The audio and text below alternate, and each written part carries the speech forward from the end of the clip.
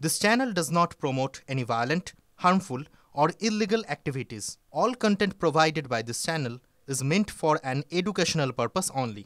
Top quality और consistent performance के लिए सिर्फ सिल्वर पंप्स नाम याद रखना।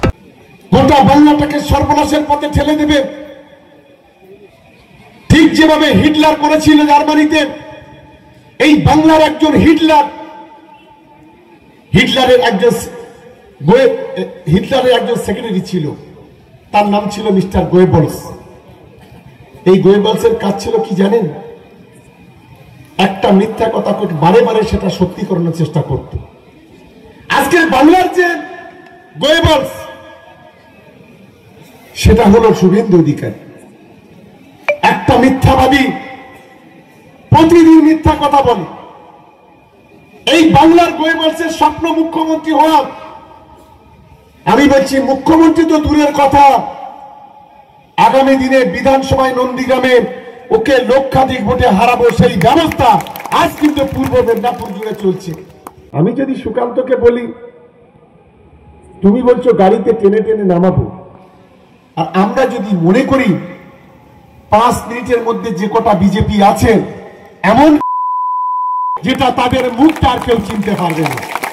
গোটা বাংলাটাকে একটা কঠিন পরিস্থিতির দিকে ঠেলে দেওয়ার চেষ্টা করছে। আমাদের লড়াইটা সেই জায়গা।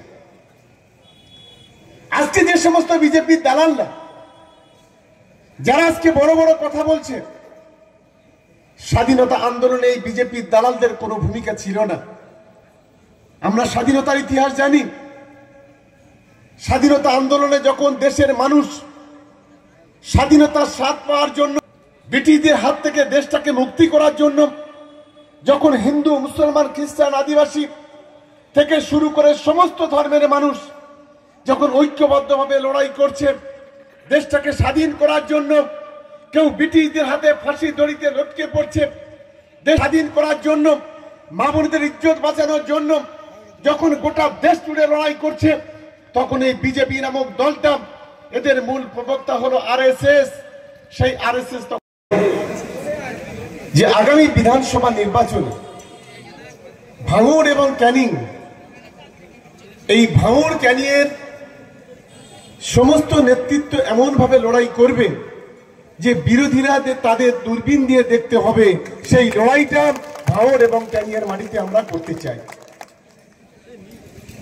আমরা গত লোকসভা নির্বাচনে আপনারা জানেন যে ক্যানিং পূর্বতে আমরা 1,66,244 আর ভাঙড় বিধানসভাতে আমরা 87,000 বেশি ভোটে আমরা জয়লাভ করেছি।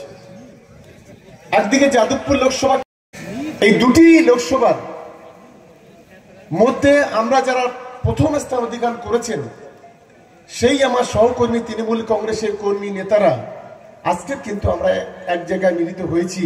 এটাই আমাদের কাছে সবচাইতে বড় গর্বের বিষয়।